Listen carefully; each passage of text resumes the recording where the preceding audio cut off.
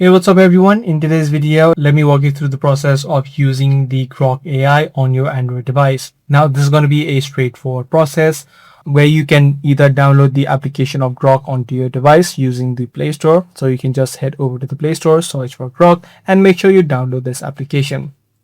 Once you downloaded the application, make sure you open up the application. And if you already don't have an account of Grok, make sure you create one using your Google account or your email address or your X account. So one of these options is going to be good to go. So just select it and make sure you create one. If you already do have an account, make sure you log into it. And as easy as that, you have been now successfully logged in to the Grok account. You can now start typing and adding in different forms to this platform. You can also add in different images or even generate images if you want. You can choose different versions such as the expert or the fast option depending upon what you're trying to do. Now, apart from the app version, what you can also do is open up the web version and try to access the Grok on the web version as well.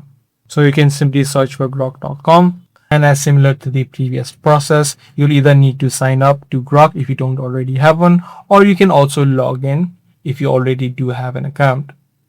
I do hope this guide video did help you out in solving your issues. If it did, be sure to subscribe, share, and also give this video a thumbs up.